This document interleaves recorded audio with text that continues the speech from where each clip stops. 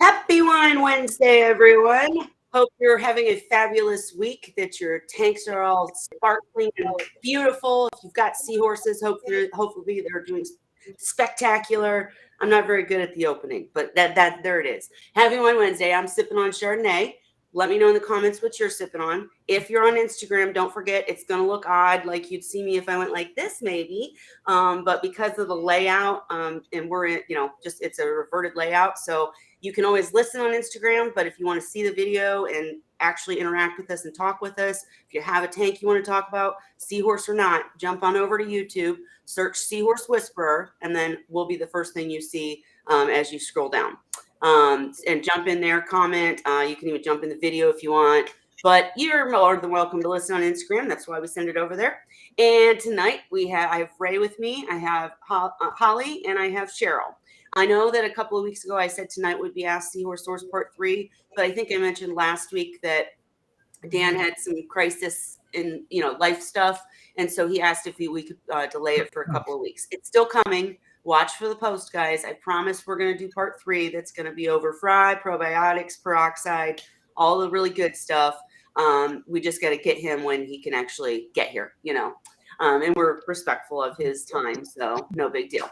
Anyhow, tonight, the only opening I have, I don't have much to chat about because still no big batch of fry here. I still have a couple of the little guys left, but now that they're having them, I'm going to maybe look into setting back up the tubs because I'm thinking instead of doing like tanks and trying the Robert King char chamber in the tanks, since everyone else has kind of given me advice that the shallower tanks work better. And of course, Cheryl tells us all that the tubs work best. I actually still have the tubs. They're out in my backyard. I just got to clean them up and set them up again. Clean them out and set them up again. And so I think I'm going to do that because then I can just use those tanks as separate sumps. Usually I have 2 tubs and 1 sump, but I'm going to do 2 tubs, 2 sumps, a little smaller, but so that I can put the char chamber in one, just to see how it affects stuff. So we're still on progress to do that, guys. Just a little delayed because of my mail not pushing them out. Hey, Tony. But Ray has a story, and then Holly has a bunch of questions that she wants to talk about illness that her friend Seahorse is having. But Ray, tell us what you told us right before we went live. What happened? You had a male with cave sides, right? Yeah, the male abdominalis we talked about a long time ago when I was talking about the fact that the sides were caving in on it, and yet it was still eating normal, swimming normal, and everything. And I was thinking it was on its way out. Well, it's been a long time. Nothing's changed with it. Still looks the same. Sunken sides on it, but it still eats. It's doing fine. But the female that has no sunken signs looks extremely healthy, but she quit eating and she's just sitting there hanging in the water. And I suspect I'm going to lose her. I've tried live shrimp and it didn't work, so I'm waiting for one of my daughters to bring me some red shrimp from out of town to see if I can colored ones will entice her to eat. I'm not going to get into tube feeding anymore. I've done enough of that over the years, and I know I'm not up to it at my age and in the shape I'm in. So if I can't get her to start eating again through any other means, then it'll just be down to one male abdominalis. How old are they though? They're pretty old, aren't they? They're no, 6. They're Oh, that's a shame. And so we never did figure out what the caved in sides meant, but he's still healthy. Do you think maybe it's something that he has, like we've talked about before, where he can deal with it, but the other seahorse can't? Like, do you think it's something, I don't know, bacterial or? She has no problem like he has. She's always eaten more than he does. And up until she stopped eating there a week and a half ago, I wasn't sure at first. Like last Wednesday when we were on here, I was thinking that she wasn't eating, but I hadn't spent enough time sitting there just to see if I could get her eating, stirring the food around. And it was Thursday or Friday when I spent a good hour down there and realized I couldn't get her to eat in an hour, so I knew I was in trouble then. So then I went out to the store and got the live shrimp to try it, and she wouldn't take any, but the male sure did. Wow, interesting. What do you guys think about that? Tony, we're going to go over your question in just a second, but go ahead, Holly. I was going to ask, as Ray has kept seahorses for a very long time, and so I'm wondering, what is your take on it? What do you think is likely wrong, most likely? What do I think is? I have Yes. no idea. I did a freshwater dip just to see if it was something like that in the gills and the snout and that, but there was no reaction at all and no explosion of parasitic action at all. I'm yeah, wondering because I know Ray's protocols are so good and he's been taking care of seahorses for so long. I think seahorses, some of them may be prone to just dying of natural causes sooner than others. Like they might have organ failure and things going on, that we can't diagnose or know about, just like people do. Maybe. But I agree with your take, though, Holly, that Ray's been keeping him so long. And it's not like he's added anything new. It's not like anything has changed. His protocol's the same. He's so strict about his protocol. I mean, it's just such a shame. But Cheryl, do you have any thoughts about and Tony's question actually is related because Tony said the day after Wednesday last week, one of my seahorses randomly stopped eating. After about 3 days, I started hand feeding it, which is interesting. And I've been seeing the little puffs of food coming out of her head. Does that mean she's eating? So Cheryl, do you think, what do you think about Ray's case? Why do you think, and then what do you think about Tony's? If there's puff coming out the gills, then definitely eating. Sorry, I told you both to talk. Sorry. Ray talked. Go ahead, Cheryl. They're more susceptible. Yeah. They're more susceptible to bacterial infections and other system failures. Depending on the tank and the system and the seahorses, sometimes for a long period of time, sometimes they really don't stay around very long. And in your Ray, you've had those seahorses for a very long time. Yeah. Well, 6 years. It's one of those things. It hurts when you lose one, but by the same token, when they get to be 8, 9, 10, 12 plus years, they're definitely pushing their longevity. And it doesn't mean that you did anything wrong.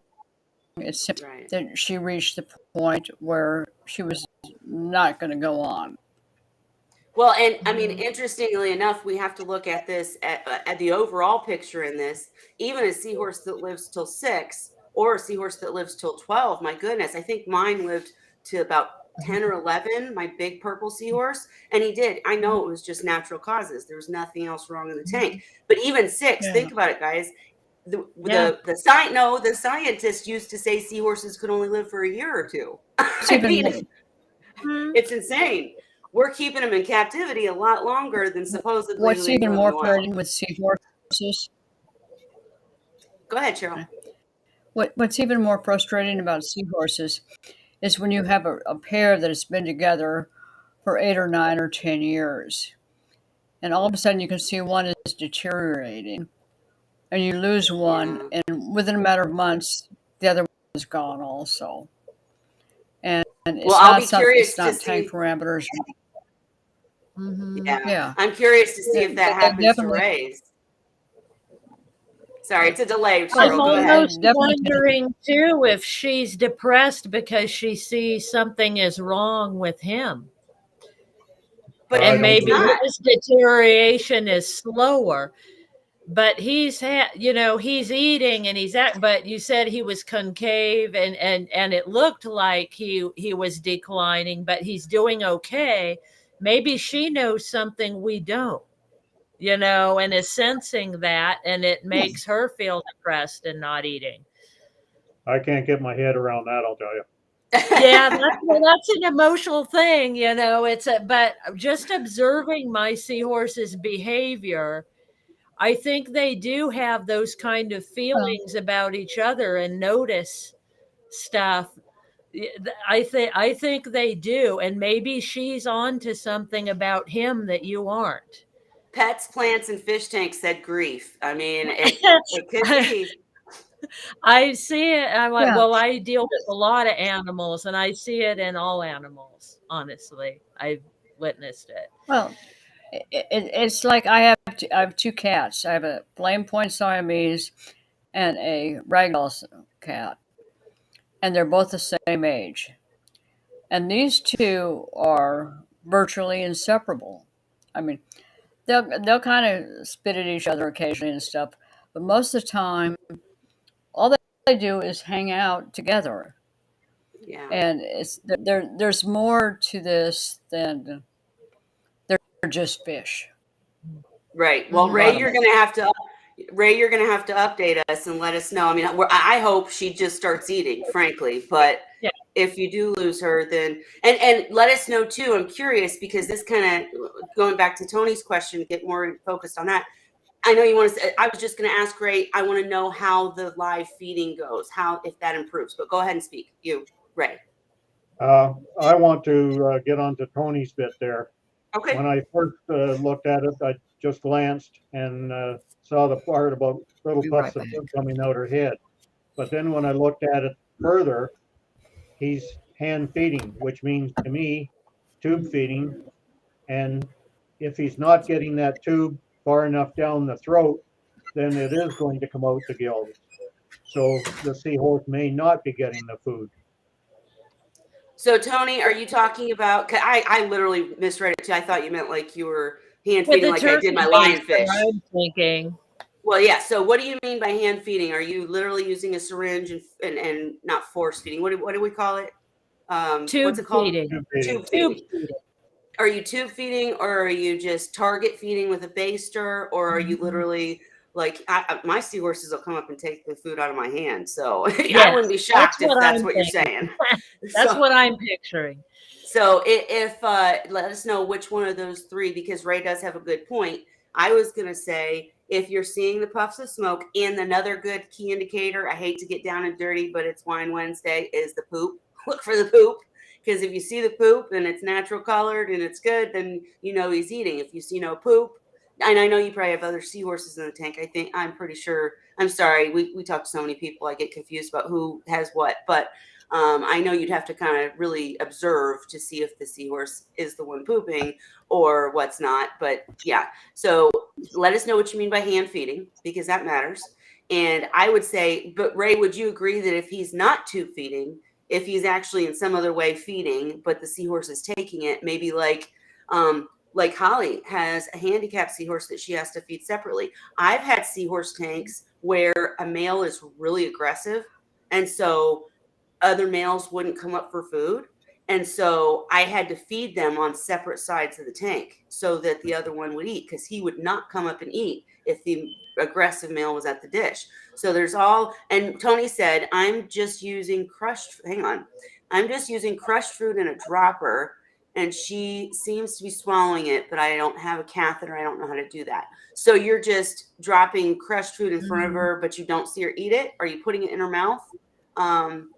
Oh, it just and So the she's next eating it is my take. She's eating it, but he's having to put it right in front of her, and have you he's guys not.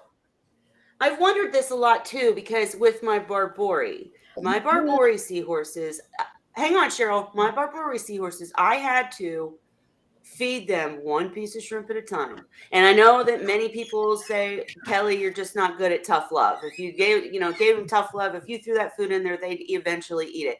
But I didn't care. I loved those seahorses. They were my favorite species and I didn't care. And so, but I, the times that I did try to like target feed feed a lot at one, or I can't think of the word. What's the word? Not target. Broadcast feeding. Thank you.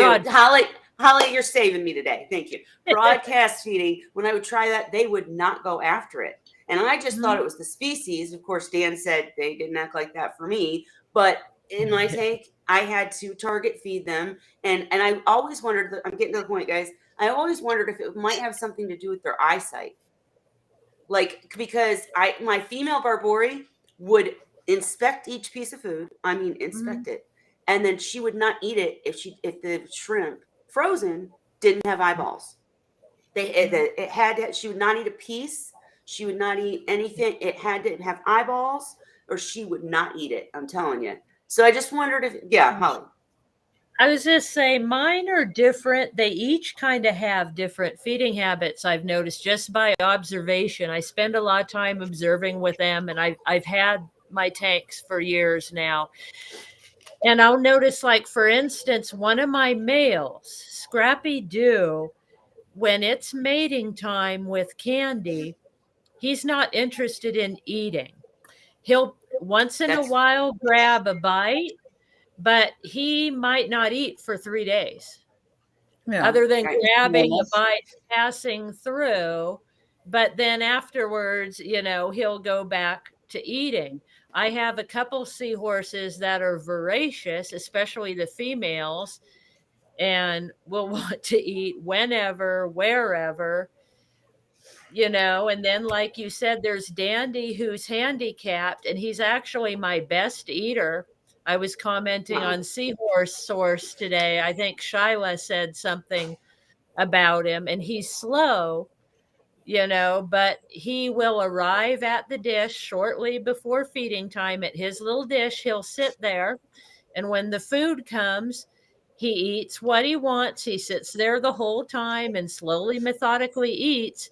And when he's done, he leaves. So I know he's done. And they each have a different habit, the way they eat. And I kind of watch them and get familiar with it. And then you can tell when one of them is off, when it's not normal. I think it's harder when your seahorses are newer and you don't know their individual habits yet to know what their style is. Well, and I'm gonna Tony's. One of the things you need to keep in mind when hang on, Cheryl. Hey, wait, let Holly finish real quick. Go ahead. So it sounds like for some reason that seahorse is reluctant to eat, but it is feeding. He's having to put the food right in front of it for some reason, but it is eating the food. And the fact that puffs are coming out, he's not tube feeding it. So I think it's feeding, but reluctantly. Okay, I'm going to let Cheryl talk, but Tony, I'm going to explain what you saw in that video. Go ahead, Cheryl. One thing that you need to keep in mind with seahorses is, one, there are those that form a strong pair bond and stay together for years. There are also others that swim around, find a new male, and reproduce with a new male every few weeks. And one of the things that happens when you have a pair that's a very strong pair bond, if one starts to deteriorate, the other one is going to also have problems because they're trying to take care of their mate, so to speak. And it doesn't happen with every pair. I've had pairs. One of my favorites was a pair of combs that I had for many years, and they were dancing. They were getting ready to produce more fry and do an egg transfer. And another male came up and tried to get between them. It was the female that laid him flat on the substrate with her tail. It threw him down, and he backed off because she was not having anything. Normally, it's the males that do that. But I know. And Cheryl, that you're making great points, but we're kind of jumping back and forth because we kind of moved on to Tony's Seahorse. But you're absolutely right. All I wanted to say is I was trying to see if I could screen share the video because I know exactly what video you're talking about, Tony.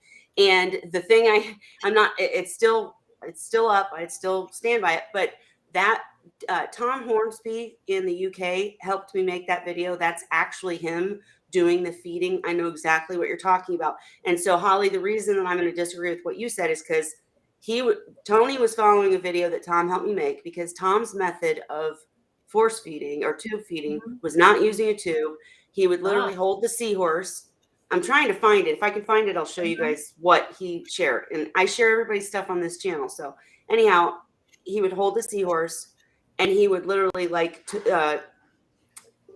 the, I'll try to find the video, but he would squirt crushed up food right in front of it or into its mouth, literally, but not with a catheter. So as Ray was saying, it's very possible that it's just coming out of his gills because it's not being down the throat. So the other thing we need to talk about, and Tony, I definitely agree with Ray, reach out to Dan on Seahorse Sources Group because we all try to help here. We've got a lot of experience, but he's the best at like treatment stuff. But Ray, I was just thinking, what would your first thoughts be? Would it be a freshwater dip? Is when a seahorse stops eating, what's the first thing you do? Freshwater dip? Yeah, to me, that's the first thing, unless there's something that I know from the history that something has happened or I can see something. But if I don't see anything, then I do the freshwater dip. And then if I see that there's an explosion of parasitic action and a lot of thrashing around, then I know I've got to start at least to get rid of the parasites first. Well, and I will say I've got a freshwater dip video, but it's not posted yet. There is information in the Seahorse Sources Group file section on how to do it, and any of us can individually help you. It's terrible to watch because you think the seahorse is suffering, but it's killing all the. When a seahorse stops eating, the reason that the freshwater dip is the first thing people jump to is because typically it's, hang on, let me put this guy. I'm sorry, guys. One sec. Lock user on YouTube. And we've got the naked disrespect. I'm getting him gone. Just She's give me a taking second. care of it. I am. Okay. There we go. Gone. But now I don't know how to get rid of here, I'll put something else up. Okay. Anyhow, sorry guys. So the reason you jump to freshwater dip first, typically, especially in my case, everybody disagrees with me on this, but every time I've had a seahorse stop eating and it ended up being ciliates, the seahorse's snout would turn dark. And I know that they can turn dark on their own for whatever reason, but it's just something I've noticed. The seahorse's snout would turn dark. And then, but either way, when a seahorse stops eating, we freshwater dip because in a tank, there are ciliates, period. You can't get rid of them. Every tank has them. We're going to talk on Ask Seahorse Source Part 3 about using peroxide to kind of maintain in that. And Ray will tell us endlessly about doing water changes and maintenance to maintain them. But when the population gets out of control, they get in the seahorse's gills and they just make it to where they can't eat. So when you do a freshwater dip, you clear that stuff out. Right, Ray? Am I telling it right? Well, to me, I agree that the ciliates and that they're always in the tank. Yes. It's my belief that any of my seahorses, when they come down with it, it's because their immune system has weakened for some reason. And so I'm more inclined to find out why that immune system is down. Is the seahorse just not eating enough to begin with? And therefore the conditioning of it is lessened, and eventually it fell victim to it. Did I do something to the tank that stressed it to allow the ciliates to take over? I'd be looking for something like that. It's not, to me, the ciliates aren't, how do I say it? They're not because of how you're looking after the tank normally, because if you're looking after the tank normally to take care of bacterial disease, then it should be well enough to keep the ciliates at bay if everything else is okay. I don't know. Yeah, but all of these, you do, and I'm sorry I cut you off, Ray, but I'm going to ask you another question real quick, and then I found the video. But but when you're talking about keeping the tank in maintenance to keep bacteria away or low, because it's always in the tank, but low, and to keep ciliates low would be equal. I understand that. But for someone that's new, I don't know how long Tony's kept seahorses, but for someone's new, isn't typically the buildup of biliates and or bacteria due to organic buildup because they don't know that they need a huge ass skimmer and all this other stuff? Isn't that usually the case, or am I not right? Just your thoughts.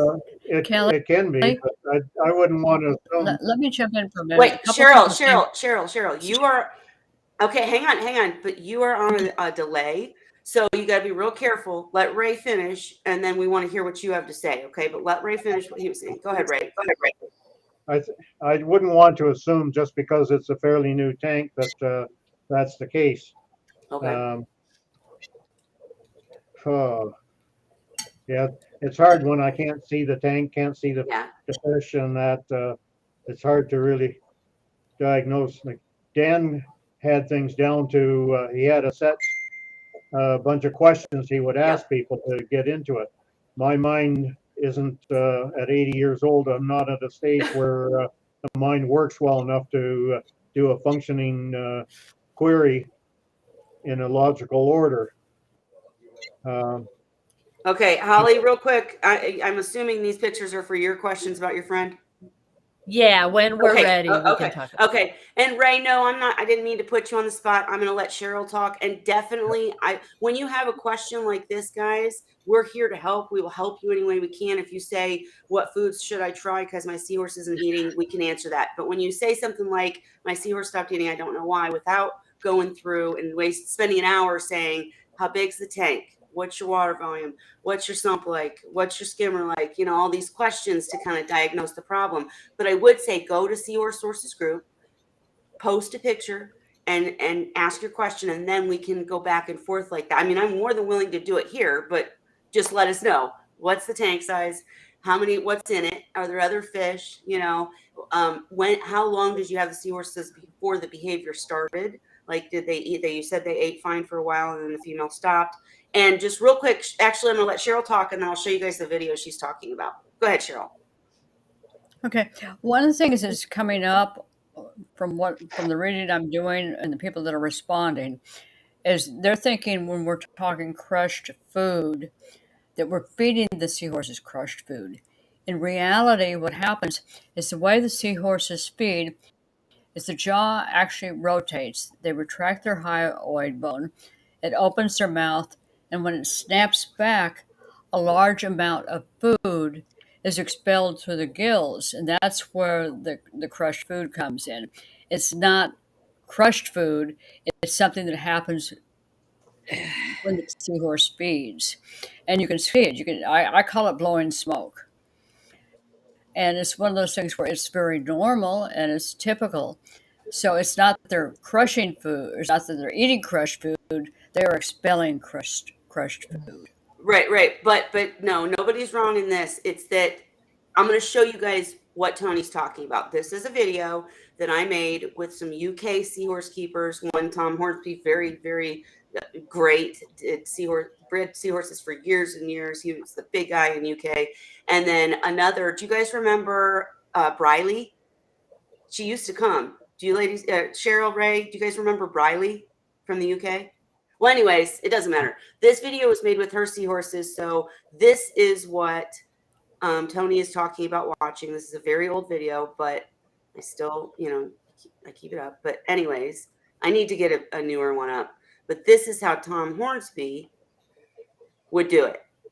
Do you see how it's like he's like sticking it in the mouth, but it's not a catheter. He's literally just blowing food around him. Let me try to play it. And I mean, that turning works it for him. sideways, So and I'm not almost saying upside down not angle. right, but And then using very, very finely mushed food, including vitamins or enrichment, and just blowing so that's the what food he means into by the crushed food. seahorse's It's like mouth, I'm assuming always crushed giving up it a like chance mice. to breathe. Let the guy go and let him consume. Another method called force feeding involves using 1 to 2 milliliters of mashed food and inserting a syringe or catheter no further than the trigger bone.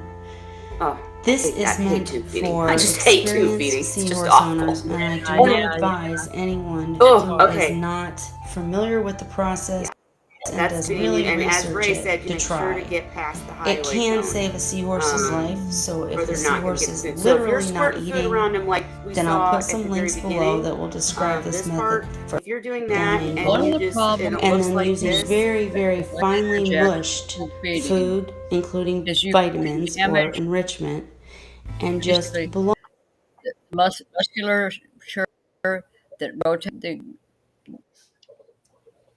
the jaw, so damage the hyoid bone that is responsible for opening up and initiating the turn. So when you're to tube, you need to be very, very careful in how you insert that tube, or basically you can cause very serious damage. And I actually, do not Ray, like tube feeding. yeah, I don't like it either, Cheryl. And Ray, because I've tried tube feeding before, it's never been successful for me. I've been successful feeding the seahorse, but it's never resulted in a healthy seahorse later.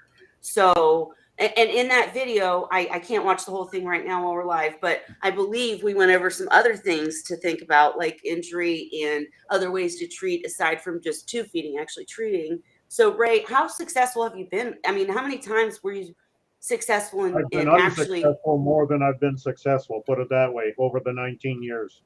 Yeah. But I have to admit, most of the failures were in my earlier years.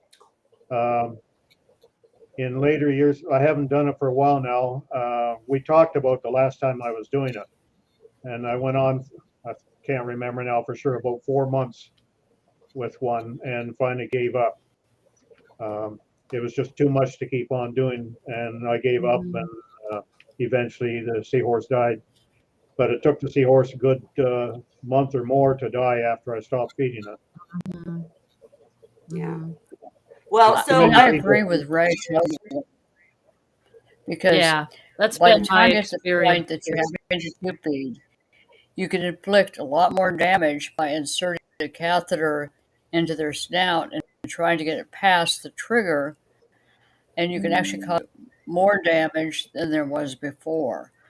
And so I'm not a big fan of tube feeding. I don't even remember anymore how many years it's been since I've tube fed a seahorse, and I typically there's underlying causes that can be responsible for it. And if you just focus on the tube feed, you're missing the 8 ball, because well, there's something else that yeah, let's jump to that to try to help Tony and Ray. But real quick, pets, plants, and fish tanks. Thank you. That was such a nice comment. I know it's 3 a.m. where you are, but we'd still, if you ever know you'll be up at 3 a.m. on a Wednesday, let me know in advance and I'll make sure to get you in here as a guest. But we'd love for you to jump in anytime. I can give you a link whenever you want.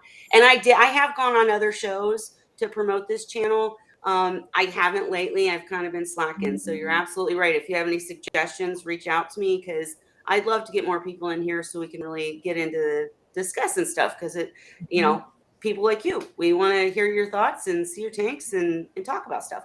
But back to Tony. I'm sorry, Tony. And yeah, the last thing, guys, if you're a bigger channel and you jump in to watch this, I'd be happy to come on and talk seahorses. I don't know it all. without my crew, my gang here, but I can do pretty good on my own.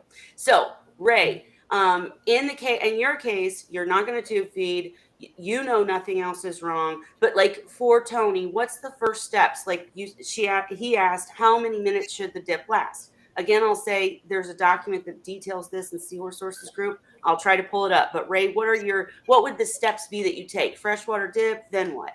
I do 12-minute live feeds. I do a 12-minute freshwater dip. If initially there's a sign that there are ciliates or other parasitic action there. If there's nothing happening, then I'll take it out. Mainly because leaving it longer isn't going to be getting rid of parasites that aren't there or that aren't causing a problem. And by leaving it in longer, when there's no parasites to get rid of, you're going to stress that horse more than what needs to be at the time. If there are parasites there, then of course you're going to have to accept the fact you're going to stress the horse in order to get some action on the ciliates.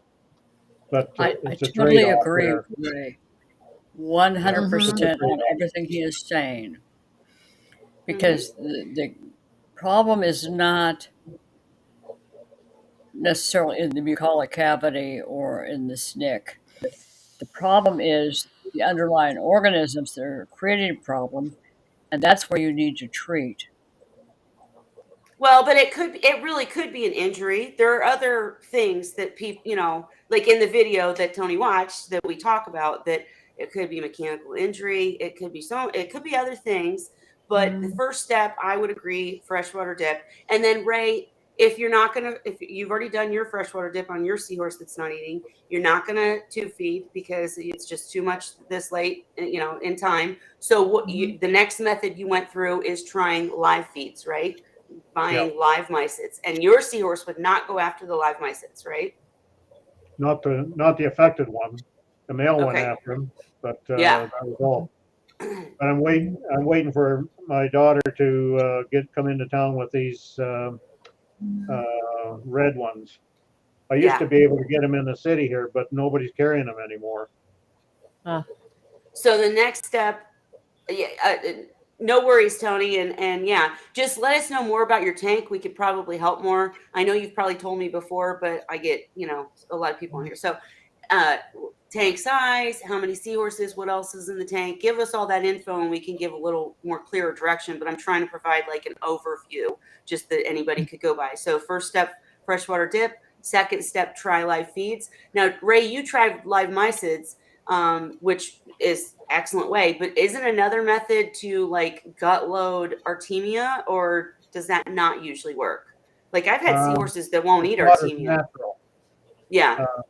Actually, when I used to culture the mysids, that was the best.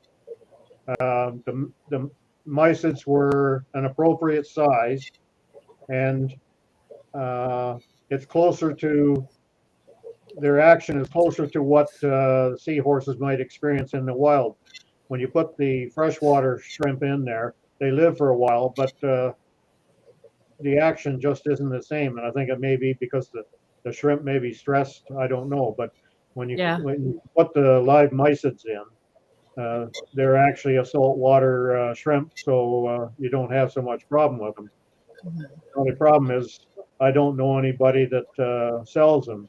And the only way I know to culture them is to put a siphon hose in a reef tank, so the ends around some rocks, and then after lights are out, take a light with a red lens on it to shine in and see where they are, and then start that siphon right when the shrimp are around the end of it to suck a few out. And then you can start a culture with them. But this is a long procedure to get to. When you're in it, that's not going to work. Right. Well, you're in Canada. Sorry, go ahead. I don't have any reef tanks left anymore anyway. Well, I was going to say too, you're in Canada though. There are still resources here in the U.S. Aquaculture Nursery. I'll look up the links here in just a second and show you. But you can get live mysids here, and if you absolutely can't get them, I still think that gut loaded Artemia, especially like if you figure out what's wrong, you can gut load Artemia with all sorts of stuff, antibiotics, anything that can help you treat whatever the problem is. Of course, we have to diagnose the problem. So I'm going to read your comments. And what else besides freshwater dip? And we're just talking basic overall because Tony's typing, but we don't know his exact situation yet. What kind of seahorses are Tony? Not because I want them to die, but Sure. I've had better success using good nutrition, good diet of combination of live and frozen, etc., rather than trying to undo something that I did. I'm also very cautious with my temperatures. My tanks definitely stay below 2 degrees, and those combs, which like it even warmer. And it's a combination of. I don't do a lot of stuff that most people try to do. I know, Cheryl. But the thing is, that doesn't really help somebody who's in the thick of it. You know what I mean? Your advice is absolutely 100% right on. It's so much better to do things right to begin with than to have a problem and have to fix it. But sometimes things happen to even people like Ray. He's got a seahorse that won't eat. It's definitely happened to me. And, your advice is absolute. But, and Holly, I see you raising your hand. Real quick, I want to say, Tony, I'm going to read your comments and answer you. But one of the things I just saw, you wouldn't buy from the same source if the Seahorse. That's one thing I would absolutely advise, and I know Dan always says, if you're having a problem with the Seahorse, call the source that sold it to you, because they may have a trick or two up their sleeve that they used on their own seahorses that, you know, we might not do the same way. So you always call whoever sold you the Seahorse. And go ahead, Holly, and then I'll ramble on. Sorry. So I'm seeing a red flag to me right off the bat. Is they're in a 20-gallon tank and they're erectus? And so I'm thinking this may be a water quality issue that's causing the problem. He says that he has a 30-gallon tank cycling, not ready yet, but right now they're juveniles in a 20-gallon. And because they do better with more water volume, it's easier to keep the water clean. So in that size tank, I know it sounds temporary, but I'd be doing a lot of water changes if you don't have way oversized filtration on that tank. Backing that up, Holly, Tony, so they're in a 20-gallon because you're cycling the 30-gallon. Got it. Understood. So what kind of water change schedule are you on? And there's no, wait a minute, there's no judgment here, because my first tank was a 29-gallon and I had 4 seahorses in it. Okay. The recommendation is a pair per 30 gallons. And my seahorses did okay, but I had massive macros and did massive water changes. So, it's like Ray says, to not test for organics, and you're probably building up a lot of organics quickly in that tank. When I was raising my fry and they were juveniles, I did have to keep them. I didn't have a choice. I didn't have a bigger tank, so I had my juveniles. My grow out tank was a 29-gallon, and I had to change water pretty much every day in that tank, you know, to keep it clean enough, you know, for them and take care of organics and all that, because I didn't have the big filtration enough to keep. And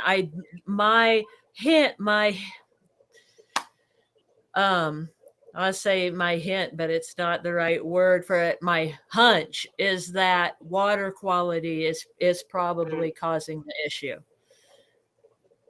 And I'm curious too. I think Cheryl's trying to talk. I'm gonna let her, but I'm curious too how long you've had them, Tony. I know you probably told me last week, but how long have you had them? Because I know you're keeping them in the 20 to put them in the 30. So I'm guessing you got them recently. I like the company that you're dealing with. I haven't dealt with them on Seahorse scale, but you know, we're all going to learn as we learn with you about this, and hopefully we can get. I would definitely agree with Holly. The first step I would take is to do a massive water change and see if that makes a big difference. Ray, do you or Cheryl? Cheryl wants to say anything, and then Ray, any other thoughts? And hi, Aquachar. Well, when we say the seahorses, when we're passing food out of the heads through their gills, that is not being digested. It's leftover food, and basically, it's dissolved. It's going to become dissolved organics.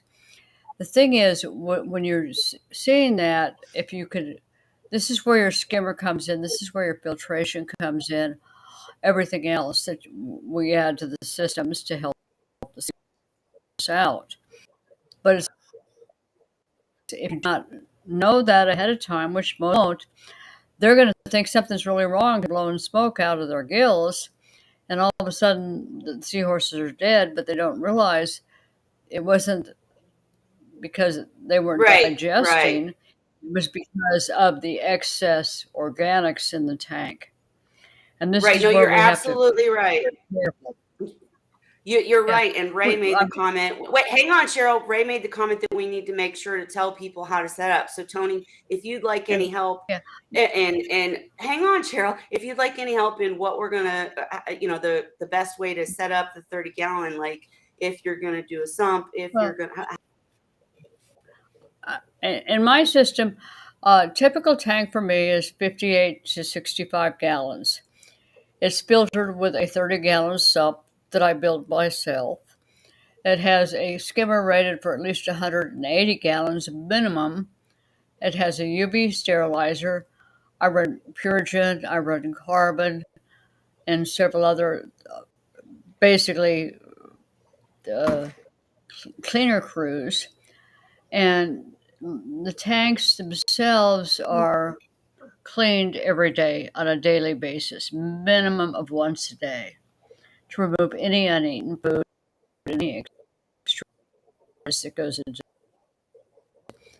But it is very expensive, and this is where a lot of people kind of think they can get in and set up a reef tank or whatever and keep seahorses. And this is why it doesn't work, is because they are messy eaters. They poop a lot and they spit out a lot. And Okay. Was it just me that was gone, you guys? Yeah, I'm you sorry? flashed out real quick and came back. Okay. Well, seahorses Hey, sorry. basically Continue. throw Sorry, out Shirley. about 33% of everything that they consume into detritus as they're eating. They have a rudimentary digestive tract. They have no true stomach. And so they don't digest a lot of what they consume. And this is where a lot of people fall to graces with seahorses, is they think they're going to be like goldfish or clowns or whatever. They do not have a stomach. And that's critical to understand when you're working with seahorses.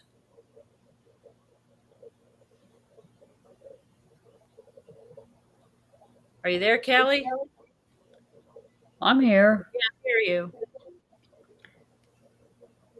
I can see your symbol, Kelly, but I can't hear you. I think Tony would be best right now. First of all, do the freshwater dip. And because it's a 20-gallon tank, I think Cheryl or somebody mentioned doing a big water change. I would do a big water Yes. change now. And then for a while, at the very least, do 50% water changes twice a week. That alone may end up helping to turn things around for the seahorse. But then again, it's going to depend on the actual immune system that's developed in that seahorse. And it's going to depend on whether ciliates actually are a problem. But I think when he's pushing the bucket there with 2 in a 20-gallon tank, he's doing a weekly water change, but I'm not sure how much. And to turn things around and see if we can keep the water clean enough to help this seahorse, 50% water change twice a week for a while. And also, what is the filtration on the tank? What is he using for a filter for the filtration system?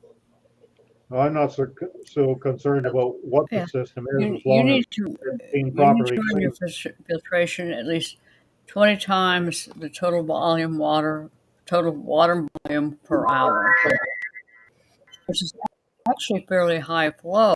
But what you need to do is use it through multiple returns. So the seahorse, and by the way, before I say anything else, seahorses are not bad swimmers like most people think. If they were, they never would have survived. But the thing is, with them, you need to increase your flow, and this is where a lot of people fail, is they don't understand. They want to run them really below low volume, and that's counterproductive because it doesn't reduce the detritus. It doesn't remove dissolved organics. And it basically puts them in a cesspool where basically all the crap just keeps recirculating in the tank. So what you want to do is do a water flow of at least 10 minimum, preferably 20 times the total water volume per hour. You want to run a skimmer that's rated at least to 3 times the total water volume to remove the dissolved organics. And you also want to be sure that you're going in with other chemicals, activated carbon, Purigen. Aquachar. Aquachar. I also run 100 micron filter stocks. One of the things that you'll find out if you talk with Dan, and it's something that I haven't set up, and I've been threatening to do so for several years, is he actually runs an external filter that everything goes through and separates it down to, I believe he said it was 1 part per million. So he's doing massive filtration to keep the tanks clean. Well, guys, here's the thing. Here's the thing. I know what you're saying is correct, but for the average hobbyist, we're not going to do all of that. I mean, your advice. Your advice about a skimmer, excellent. Your advice about water volume, excellent. And I'm sorry, guys, if you made a comment, actually, I'll come back. I'm trying to fix my computer right now. Apparently, I left my own stream because my computer, piece of crap. But anyway, so if you made a comment, I've lost it. I don't have any of the old comments. So Tony has had the Seahorses 3 months. Okay, 3 months.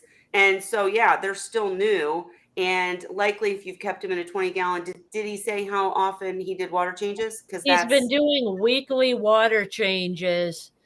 Of how much? So Ray advised him to do a twice weekly water change at this point. I would say maybe even more, because when you think about it, if you have like a Seahorse in the hospital tank, it's 10 gallons, and we're changing half of that every day.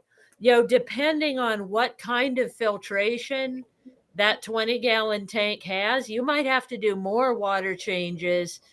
Because like I said, when I was stuck raising my juveniles in a too small tank, my filtration wasn't adequate for that tank. So I made up for it with more water changes. I was doing water changes every other day.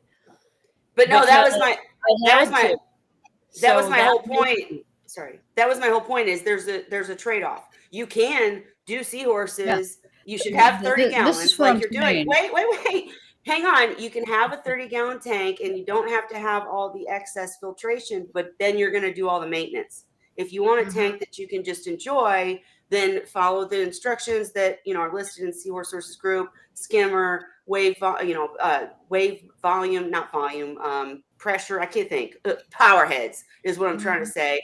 Stuff like that. But I'm just saying, I just get worried that people will get scared when we go into these down to 0.5 micron stuff because every person can't do that. Go ahead, Cheryl.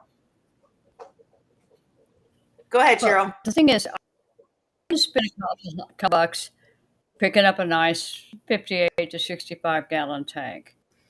I can spend another 20 or 30 bucks picking up a nice old tank that I can convert in. And money comes in. That's where the UV comes in. That's where the equipment builder stocks come in. That's where the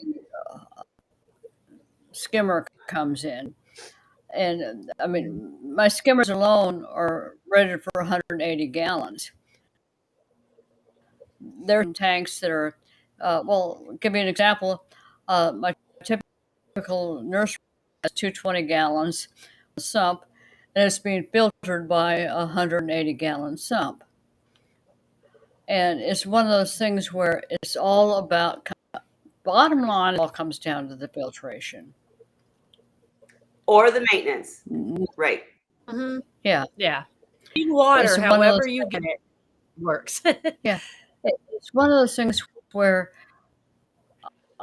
I've been out there kind of anal because I know what it doesn't mean it's going to work for somebody I've developed over the years for myself.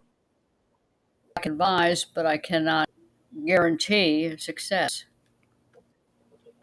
And I mean, Dan and I have been buddies for forever. And it's one of those things where he does, as I said, he does the 1 micron pleated filters on his return that I don't do, because that's not only cost prohibitive, but a good way to flood your house. Right. So Ray's got grunt. Well, first of all, I actually literally pulled out the other computer, guys. Hang on, Cheryl. I was coming back to you guys. I was going to jump on the other computer if I had to, but Ray has grumpy face. So I want to know what Ray's thinking right now, because I know he hates it when I go back and say, but you can do it like this, because the right way is to do the filtration. Is that what the grumpy face is about, Ray? Well, I have to. Ray's good. There isn't a He one. knows what he's doing. There isn't I a know. Let him one Listen to talk. him. situation fits all. You have to consider the particular individual that you're trying to help. Like they may not be into a situation where they have the room to put up a sump and a Yeah. bigger tank or so on. It may Yeah. not. Someone else might not be financially able to do certain things. Yeah. And I'm a believer for myself. I do things very minimally. I don't have anything fancy. I never have. And mind you, I had losses when I first started that were my own fault, but partly because I didn't know what I know now back then. Mm-hmm. I know now it's possible to keep seahorses in a tank, and you can do it with a sump, without a sump. You can do it without a skimmer. Yep. You can do it by using, say, carbon instead of a skimmer. Although carbon anymore, that gets expensive too with Mhm. the cost of it. But like you have to know the individual and talk to that individual and find out what their situation is before you can sit there and go off. Like I can tell them, well, hell, put this on, put that on, do this, do that. But it may not be practical for that person. And Yep. if I know what their situation is, then I can recommend something that's more tailored to their needs. Yep. So No, I hate to say just off the top, well, do it this way. Just because Mhm. I do it this way, I get by minimally. But there's all sorts of people that they spend a lot of money, they have a lot of equipment, do a lot of different things. They're successful too. Yep. Uh, Mhm. it's That's just exact. Sorry, that's I'm just exactly why letting I'm you doing. That's exactly why I'm doing the 40-gallon. I've got my hopefully breeding pair of seahorses in the 40-gallon all-in-one, no sump. I've used sumps on every seahorse tank since my first. Okay, because it is the best way for sure. Nobody argues that having more equipment or having even just more water volume and Mhm. maybe algae scrubber or refugium, whatever, that's always going to make your water quality better. But I wanted to show that you can do it in Yeah. in an easy way. It just, you got to do the water changes more. And so Yeah.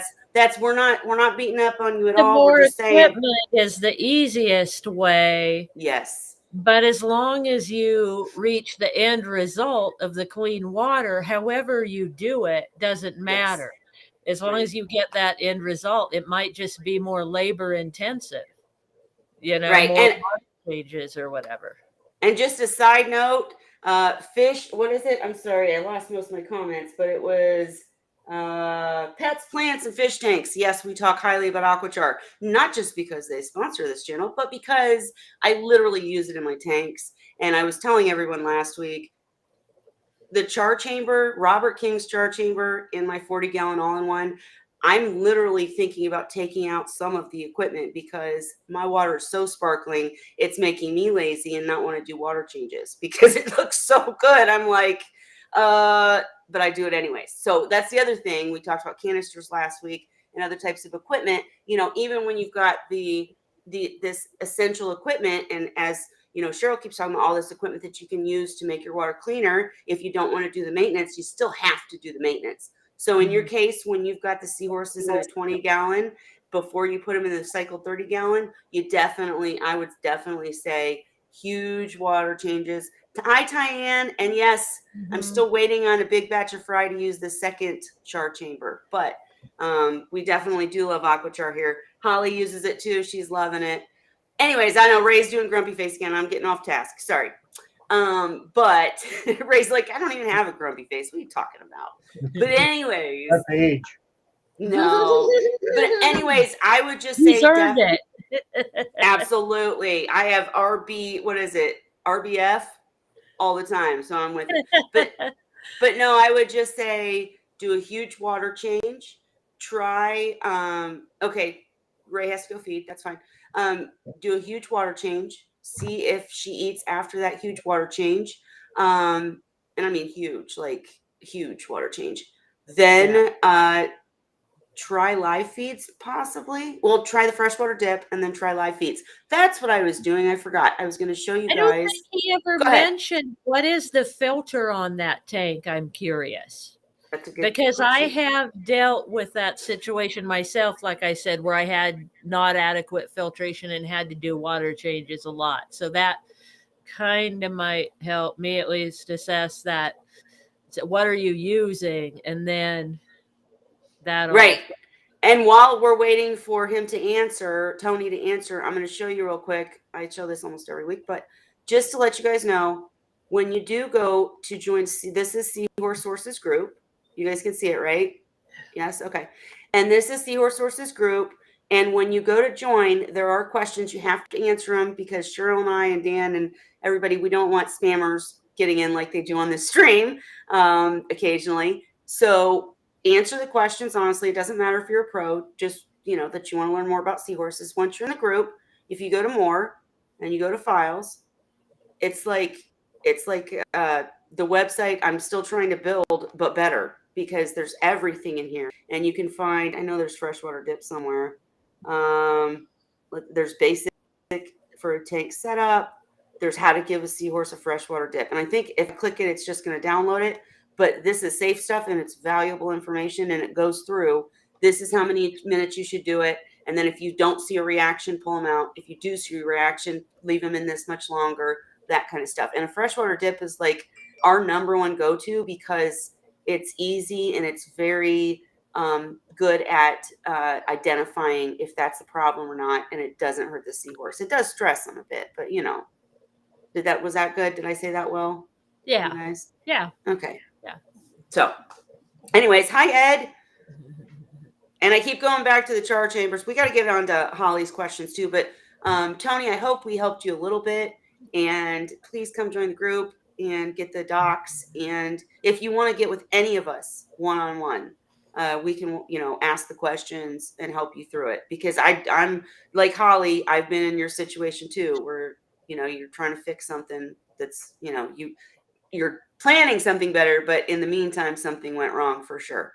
But yeah, the Robert King char chamber is definitely working good in the 40 gallon. And I can't wait to put the second one on. I was talking earlier about setting up tubs and having one sump with the char chamber and one without. Somebody else here? I heard it to do. Okay, guess not. Anyhow, Holly, here. Is she? Oh, Tyanne's here. Hi, No, that's Tyanne. Cheryl again. I see Tyanne, and I see Seahorse Corner and Ed. No, I meant. Hang on, I meant in the. I think Cheryl did something. Cheryl, you opened it.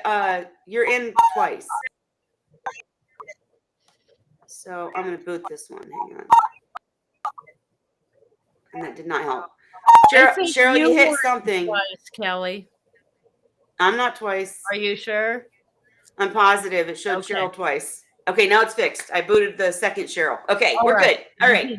Okay, and I meant in the video, but absolutely. No, I see Tyanne and I see Ed. You're right. I thought I had a diddy, and that tells me somebody else is trying to join the video. On the video. Yeah. Gotcha. Yeah, but it was Cheryl, but we fixed it. Anyhow, Holly, Tony, I hope we did help a little bit. And again, if you want to get with us one-on-one, we can, really get down into the nitty-gritty, but definitely look into live feeds. And we hope to help you with the seahorses for sure, large water change. And then, Holly, I know you had a bunch of stuff you wanted to talk about today, so I'm handing it over to you now. Yeah, so basically I had my friend Andrea messaged me some photos this afternoon, and I talked to her for a while. And basically my assessment on the situation, she's not able to join us tonight, but she said she'd watch later. And she seems to have one of her seahorses. She was gone for a week, came back, and it has some markings on it, which to me and looks like it got scraped. She does have live rock in the tank, she said, and I've seen it with my seahorses before. And so basically, my assessment was to watch for bacterial infections, see if it improves or if it gets worse, keep the water really clean. And if it does get worse, you need to treat with antibiotics, which I talked to her about. But I have had, I'll say I've had my seahorses get scraped before. Like Dandy had a bunch of white markings on his body from getting scraped in the sand because he mostly has to stay on the bottom. And they healed on their own by keeping up my protocol of keeping the water clean. And so my assessment is just watch and see if it improves or if it gets worse. If it gets worse, probably means bacterial infection, and then you treat with antibiotics.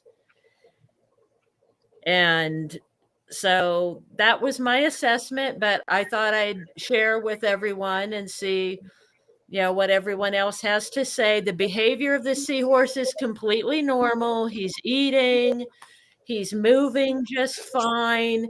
You can't tell by his behavior anything's wrong at all, she said, but she noticed the marking on him. So Holly, I'm showing the pictures right now. And are you talking about is this on the tail? You can see better. See, there's a white line on his tail. Okay. And if you go through the pictures, I think there's a bit better. I saw them on my phone, so I didn't see them big. I couldn't totally see, but from what she was describing to me, I'm like, oh, he got scraped on one of the rocks while you were gone. He got caught in something, has a scratch. And he got stuck maybe in a rock and struggled to get out or something. And she was gone for a week. So I don't know if maybe she missed that water change or, but I've seen that before on my seahorses if they get stuck in something or scratch themselves on something. She said he does wrestle around with another male. So I'm like, maybe they were wrestling in the rocks. But what I've know in my own experience, a lot of times they'll heal on their own if they don't get a big bacterial infection and you keep your water clean enough. So I said, maybe do an extra water change or a bigger water change. Keep an eye on him and notice if he gets better or worse. So I think Cheryl left us. I think it was computer stuff. But Ray, I'm curious about your opinion looking at these pictures. Because what's interesting to me is, and I'm not doubting the scrape, and I agree with everything Holly said. I've had a seahorse scrape his pouch and then get pouch emphysema forevermore. It was awful.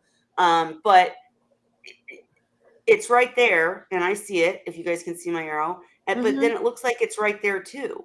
Is that odd? Or is that just the way his tail came out of whatever he was scraping on?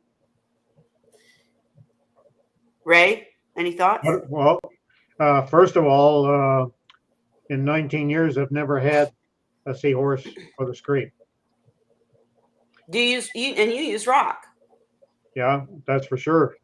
And to me, if I did come upon it, in addition to what Holly mentioned about keeping that water really clean, if I was that concerned about it, I would use bio bandage on it, or what's that other one Dan recommends? I have a few things. I have the Debride and also Alloderm, the garlic one. Oh, hang on. Let me mention to her too, the topical stuff. Wait, Holly, can you make those, show those again? I'll make you big and then I'll go back to the videos. So it comes in two ways. There's Alloderm is a gel. Alamax is a liquid, which I actually prefer to use the liquid myself because it'll go right in the wound. Then you'll give it a few seconds to dry. I remove the Seahorse from the tank and gently blot the area with a paper towel. Apply either treatment, let it dry for, a few seconds, like 30 seconds or so, and put the Seahorse back. But the gel I found tends to come off in the water. Gotcha. Excuse me. So I like the liquid better, and it only takes a tiny bit, like a drop. Both of those you can get on Amazon. And for if a Seahorse actually develops a hole, like a bacterial hole, the other thing I use is debride. Yeah, didn't you end up having problems with that though, or did they work themselves out? No, it wasn't problems with that. It was that the Seahorse was too far gone to save. Gotcha. It worked for a while, but the Seahorse, the thing is, you can only see what's external on a Seahorse. You can't see Right. what's going on internally. So a lot of times what my experience has been, if you have a Seahorse with a bacterial infection, it could be internal, especially if they have internal gas bubble disease, especially when it's recurring. It means it's inside of them, and you can't treat that any other way than with, the antibiotics liquid. Not a topical antibiotic won't help that. And sometimes they are just too far gone to save. But for Right, but topical stuff, that's what I would use. gotcha. Well, first of all, Facebook user, you finally made it after work. I'm guessing that's your friend Holly. Hopefully it is. But first don't of all, I know. want to say, right, it just says Facebook user Yeah. because you have to give permission. Anyways, I would just say, first of all, gorgeous Seahorse. That Seahorse is beautiful. I mean, Yeah. that's like, did he have Siri always, or is it coming, going? Because Siri does come and go. But anyways, I'll go through the pictures one more time, just because I'm just curious. Ray, you said you've never had a Seahorse get a scrape, but that definitely looks like a scrape. Why do you think some Seahorses get them and some don't? Ray, that was to you. Ray's ignoring me. Okay. Anyways. Oh, I think Ray's muted. Is Ray muted? Hang on. Ray, are you muted? Yeah, sorry. No, that's okay. Yep. So why do I you was think? muted. Go ahead. So why do you think that, like, I've had a Seahorse get scraped, Holly has, this person has. Why do you think you've never had a Seahorse get scraped? That's beyond my You're special. memory. Nothing sharp apparently in his takes. Well, and I do like Smart. rocks.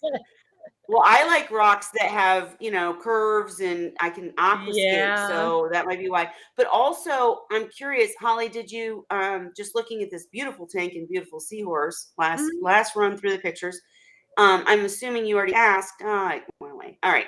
Uh-huh. I'm assuming you already asked what corals are in there, right? Because I see coral. Yeah, There's no it's stinging coral. just the gorgonians, she said, Okay. are their hitches. There's peppermint shrimp and snails, she says in there.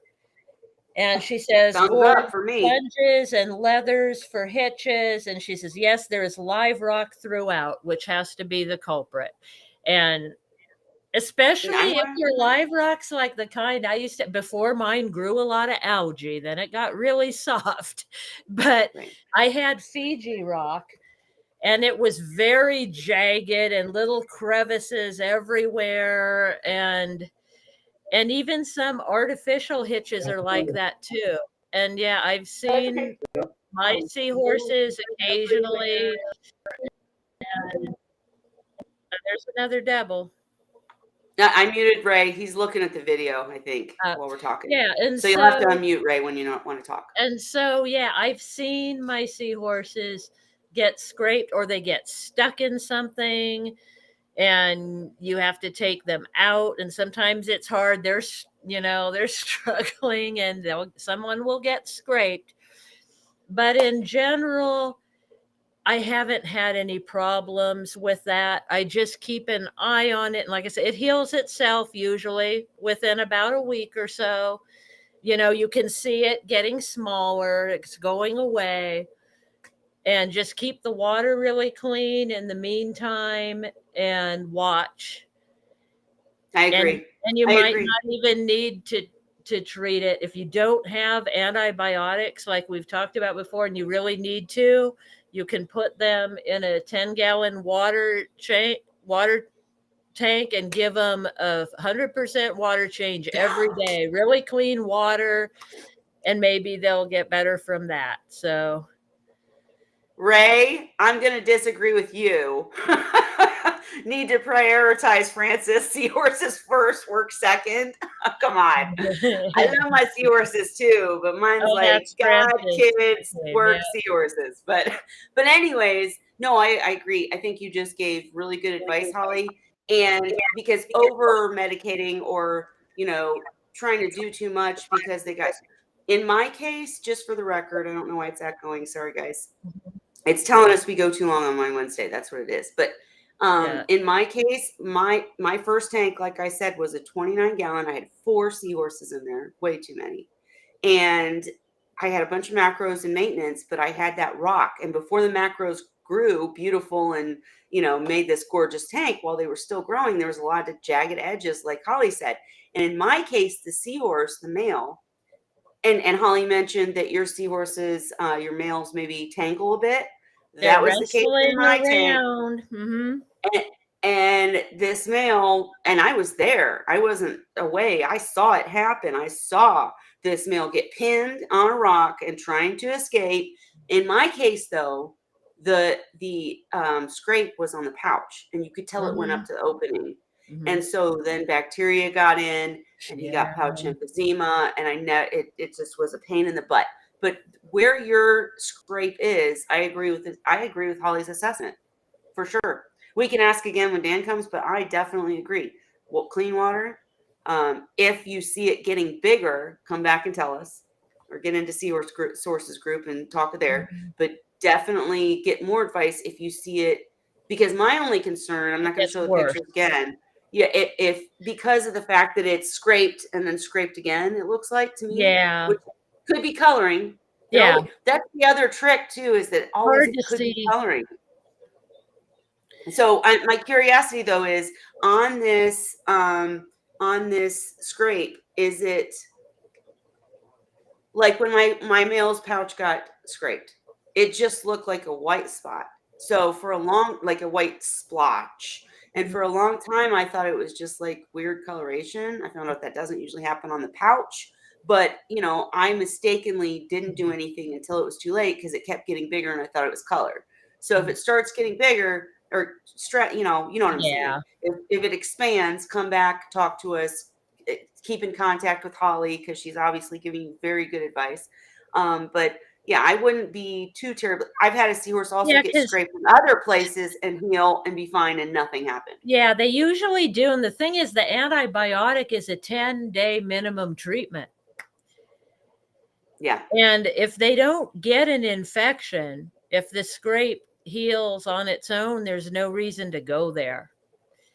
And I've seen it, like I said, I've seen it before. I've seen it now and then. I have had one that I had to treat for that with antibiotic, and it was, like you said, a pouch injury. And he was fine after the 10 days. He was fine, went back to the tank, and he's doing fine. Never signs of it again. But the key is, I think, to keep the water really clean and pay attention. And if it gets worse, it's an infection. If it gets better, it's healing. So watch for the signs either way. And did I fairly quickly, I've noticed. Within about a week or two, it'll be gone. Well, first of all, to everybody saying this is their favorite channel, cheers. I love you. We love you. We love you coming. But second of all, did I give you a chance to talk about DeBride, or did I cut you off, Holly? I feel like I cut you off. But my computer's dying. I was just showing it, but what? And this came from Seahorse Corner's suggestion, right? It's it's designed to debride a wound. So it basically dissolves dead flesh. So if there's a hole caused by bacteria, not just a scrape, if the seahorse is developing a hole, this could work. So because a bacterial infection, it will eat a hole in them. Yep. Absolutely. So if there's a hole, that's what helps with that. Right. I agree. And I'll try to share one more time before we move on. But, in this case, I really feel like it really does look like just a scrape. So I really agree with Holly. She gave you good advice. And she said it's hitching normally. So and eating, that's the key. It's eating. Right. She says he curls his tail, swims normally, eating, hitching normally. His behavior is totally normal. She just noticed the marking. Yep, and he's curling his tail, so that means it's not in pain. I've noticed if a seahorse has a pain, problem or a tail problem, they won't curl the end of their tail like that. So that's a good sign. I mean, definitely follow Holly's instruction, watch it, clean water. I do see it, but I mean, Ray, could that be color? I think I muted Ray. Hang on, let me unmute him. It's hard. It's hard for me to tell from the pictures, honestly, and I didn't look at them big. So the scrape was my first take on it, but actually, I think you're right. I think it is a scrape. I was just asking Ray's thoughts. Yeah, I don't know. Not having ever had a scraped seahorse, I don't know what it looks like. So looking at that one, to me, unless I could see the seahorse right direct, I can't tell from the picture. Well, to me, it looks like it might be just some marking that's on the seahorse. But if it was never there before, then I can see the concern about a possible scrape.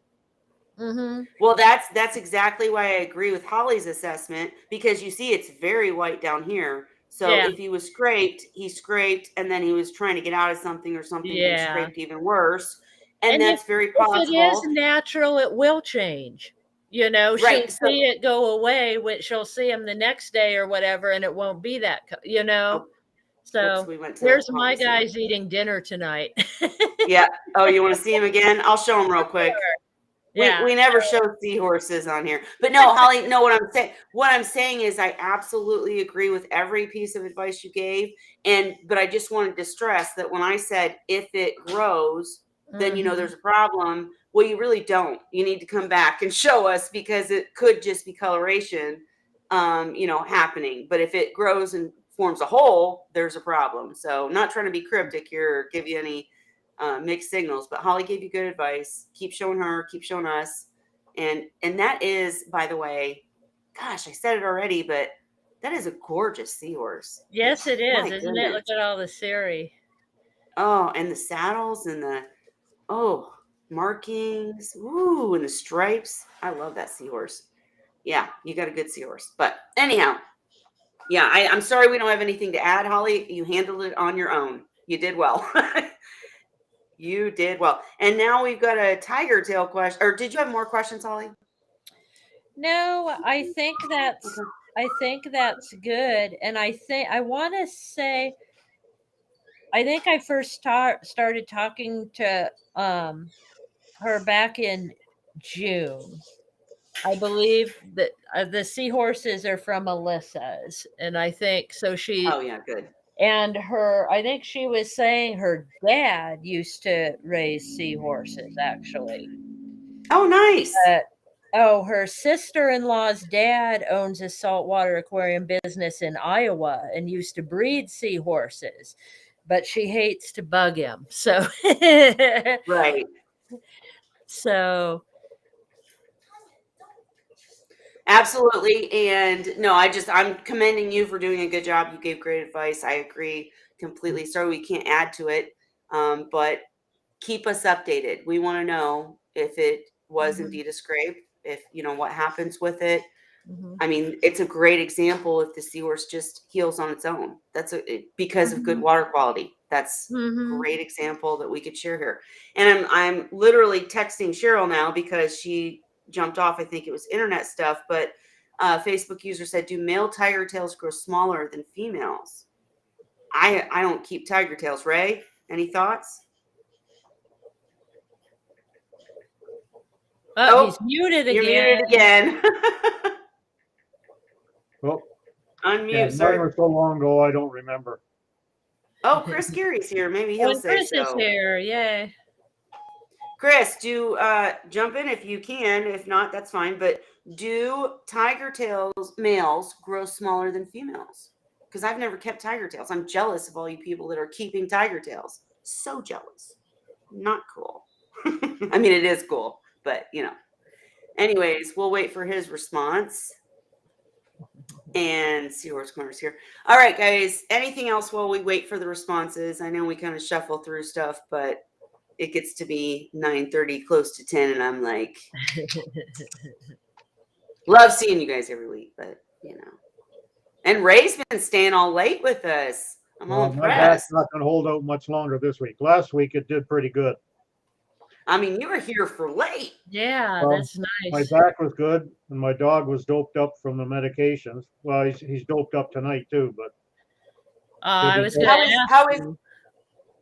how well, is that he's going? dying, but we'll have no way Right. to know how long he'll live. Yeah. But he's happy and comfortable, and you know, Yeah, when with he's you. to the point where he's in pain, then I'll put him down. Mm-hmm. Right. It's what I want for myself when I get to that stage, so I can't want less for him. Sure. For the record, sure. so do I. If you're ever around, that's what I want for sure. Don't let me sit in pain. Yeah, No. for Here in sure. Canada, we're getting the laws changed, and it's getting much easier now to have assisted dying. Really? Yep. Mm-hmm. You think that'll ever happen here, Holly? We have that here, but I don't know what the hoops are to jump through to get that where I live. But we do have that available here, also in Oregon. It's a tricky thing because, you know, listen, I'm going to admit something right now. I am a person that loves to watch true crime stuff. I like feed on that shit. And I watch, I'm going to promote this channel, even though they have nothing to do with me. Monsters. Oh my gosh. He's so good at telling the story. But then you're terrified and like, oh my God, if that happened to me or my kids or whatever. And there's always these crazy people who do assisted death that, you know, are, you know, killing people and not really assisting in death.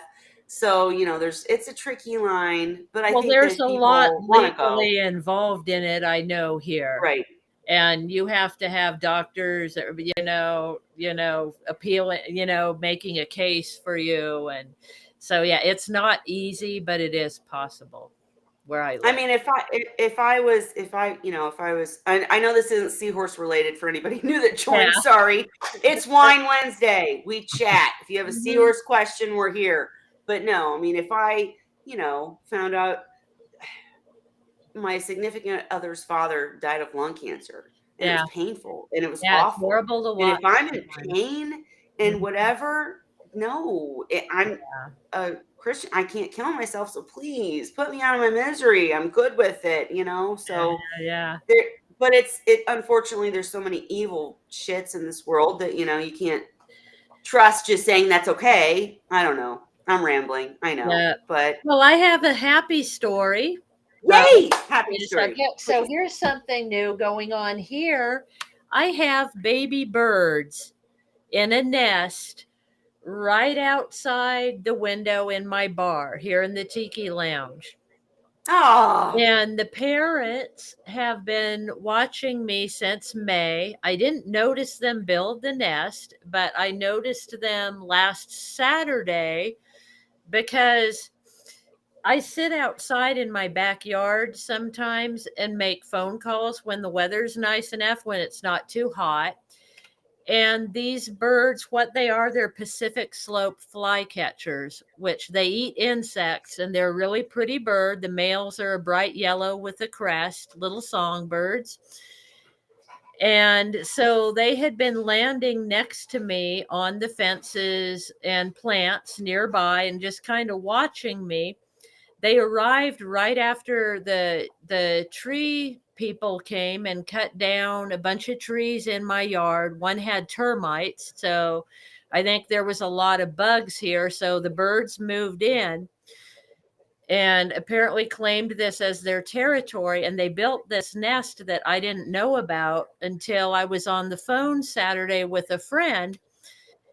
And the male landed on my plant a foot away from me and just sat there watching me. Wow. And then he flew to the nest, and that's when I noticed it. They built it on an electrical box on the side of my house, about 3 to 4 feet off the ground. So it's right behind the big air conditioning unit and right next to the window of my bar. So I've been watching them, trying to be discreet, and I've made some videos of the babies and the parents, throughout the day, sometimes because I can peek out the blinds of my bar. If I'm, like I said, I'm discreet, I try not to let them notice me, but I'm able to get some video now and then and some pictures. But I think they know that I found the nest, but I haven't threatened them. I haven't been next to it, or I haven't been harmful. And they did watch me for a few months, so they know me and my habits. So I think they're okay with me being here and don't feel too threatened. So I'm enjoying watching them and watching their babies. My old grow out tank we had put in the backyard just because we didn't have anywhere else to put it. And we noticed a few months ago, after it rained, birds were enjoying taking baths. Yep. So my husband put a tree branch down in there and some rocks. And today I saw the dad of the baby birds came and used it to get a drink and take a bath. And we have lots you're like freaking Snow White. They're doing Snow White great with yellow hair. Yeah, so the birds are doing great. And I'm learning about them because I've watched birds since I was a kid, but I've never watched birds that closely with a nest. Mm-hmm. So I'm learning their behaviors and, kind of researching as I go, Googling things I see to see what they're doing and why. And so it's been a lot of fun. That's awesome. That is really cool. I wish birds would make a nest at my house, but we scream too much. Well, they might be, and you don't know it. The thing is, like I said, I didn't know it until I was sitting in my backyard and the male landed a foot from me, and he's just sitting there looking at me, and I'm like, "What are you doing here?" And he's done that before. Like I said, they showed up beginning of May after we had our trees done. And they just hang out and watch me. But the reason they were hanging out and watching me was because they were moving in. And so now, is this safe? Is this safe? Yeah. And what I've noticed is if I'm in that area of the yard, like if I'm watering plants or whatever, and they come, they'll land on that fence or on that plant, like I said, where they land to watch me. But they won't go to the nest because they don't want me to see where they're going. Right. But I can sneak a peek, like I said, from, farther away. Or if they're there, if they're at the nest already and they see me in the yard, they won't leave the nest until I go. So I'm able to, take some pictures and stuff. So, and she's seen me, the mom has been sitting on the nest and seen me looking at her through the blinds, and she doesn't seem to mind. She seems to understand that I can't get there from here, so to speak, or whatever. Right. So, yeah, I think they just they're careful and keep an eye, but they don't really feel threatened. So I'm hoping to see probably another week or so, the babies will be getting ready to leave the nest, and that'll be a fun time to watch them, when they grow and they start actually fumbling around and doing their thing. And you're capturing it all. That's awesome. Like I said, Snow White with hair. I'm seeing it. I mean, not with hair, with yellow hair. Sorry. Yeah. So. And Ray Ford, real quick. Awesome story. I think that's so cool. Not trying to jump around, guys. I'm just trying to get to the close of Wine Wednesday. But thank you for this awesome story. And we want to know how the birds grow and how everything goes, because that's awesome. Ray, what'd you say to the Facebook user? Right, I'm just happy they're happy and healthy. I'll go. Oh. No, it's okay. It's all right. But no matter what we're talking about, we're always glad that things are happy and healthy. We're going to cross our fingers right now for Tony's seahorse that's not eating. We're going to cross our fingers again for Ray's seahorse that's not eating, and cross our toes down here that Kelly gets a big batch of fry to put that Robert King char chamber into effect, the second one. And I did miss actually saying that Chris did reply. And the whitey eye question from the Facebook user about do males grow bigger or smaller than females, we will ask Cheryl next week, because Cheryl's the whitey eye. I'm not whitey eye. What was Combs, right? Was it Combs? Yeah, the tiger tails, they said. Sorry. And Chris did say that generally in the seahorses, like he's mentioned several species, the males are generally bigger than the females. But with I've Combs, noticed that with my Erectus, right? Yeah. No, I've had Erectus, Barbori, Cuda. What are the other species I've kept? I can't even think. Well, hybrids, which aren't really a species. Piebalds aren't really a species. Anyways, every species I've ever kept, the male's been bigger. So, but we will ask about the Combs next week from Cheryl. Kelly and me, prayers for baby soon. Yes, Combs. Facebook user. Oh, it's Francis. Oh, Francis. We couldn't see because you're on Facebook instead of YouTube. Absolutely, prayers. You need to come back and update us on what's going on with you and all the seahorses. My goodness, you went from 2 species of troubled pairs to, or am I confusing people again? Francis is the one that had the 2 species of troubled pairs that Cheryl helped, right? Yeah. What do you have now, Francis? I'm curious. I think he has Combs and Barbori. We identified him as Barbori, correct? No worries, no worries. And let's see what Seahorse Corner is saying. I am gonna have to end it soon, guys. I get it. But the marine biologist at the semi-local public aquarium is buying some of my horses for their display. Oh, my God. Yeah, her babies are going to a public aquarium. Oh, that's so cool. That is so cool. Oh my gosh. Make sure you get pictures and everything, and we can reference that. That is so cool. Congratulations. And yeah, I did forget to add too, myself, you guys know I haven't been posting much and my videos haven't been posting. I completely lost track of time and realized that MACNA is coming up. We've got another Seahorse and Pipefish event and Women in Reefing event coming up September 9th. I mean, the weekend of September 9th.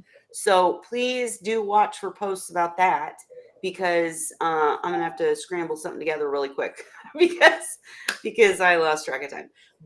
And I will try to get the freshwater dip video posted and stuff. Yeah, I'm rambling now. So, but excellent, Heather. Crossing fingers for all the seahorses that are in trouble right now.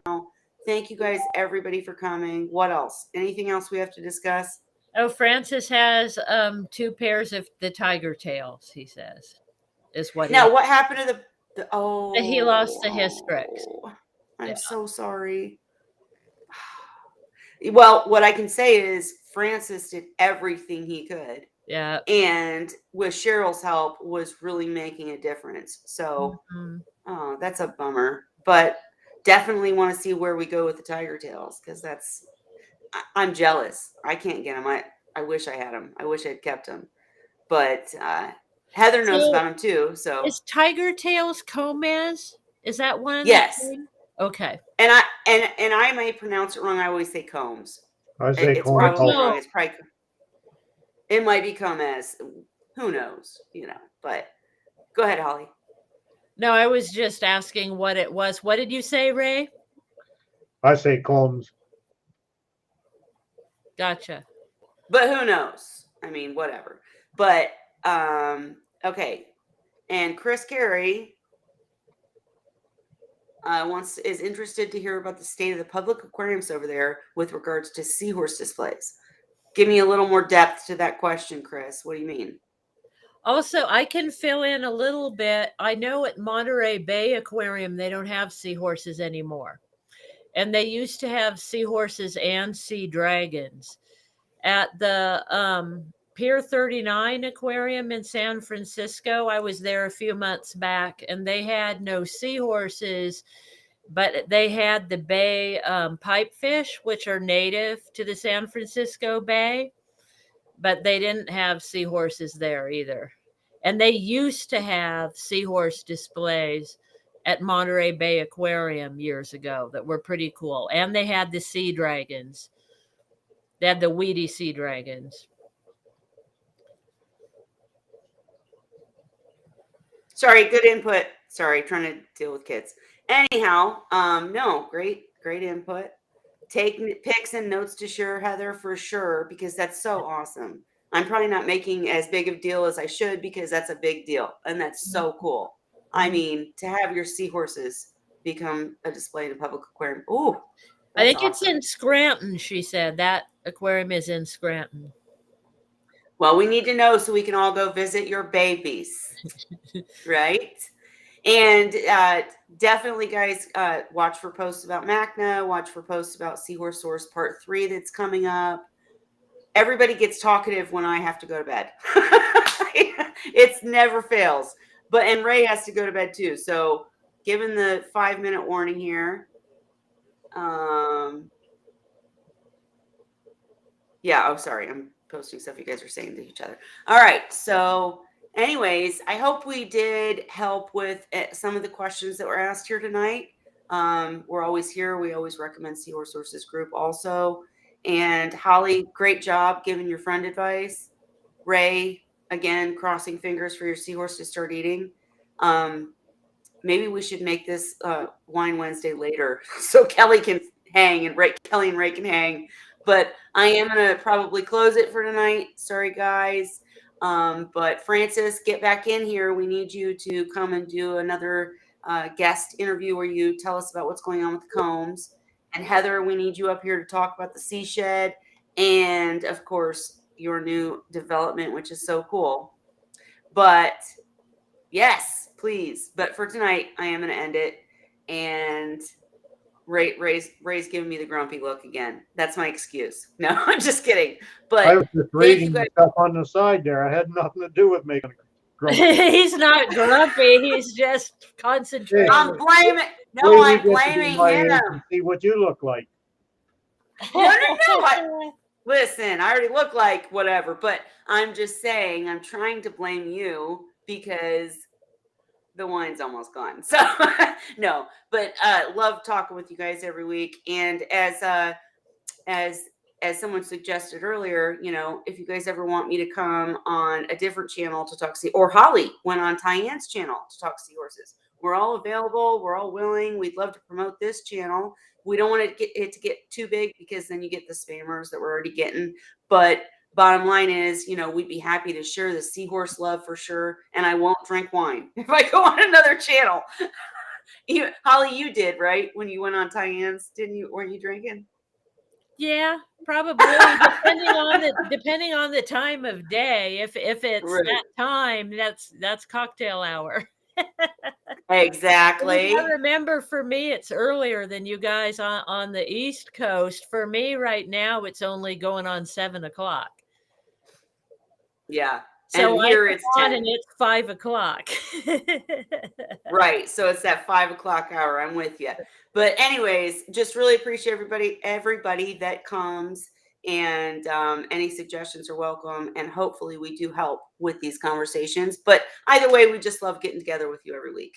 So with that, I am going to say cheers and one Wednesday. Sorry for you guys that are 7 p.m., but it's 10 here. So, all right, guys, we'll see you next week. And I will do a post when Seahorse Source Part 3 is coming. Make sure to watch for that. Be subscribed. All right. Night Happy all. One Wednesday. No glass, Holly. You're not cheersing me. I do, Come but it's on. not an exciting one. That's all right.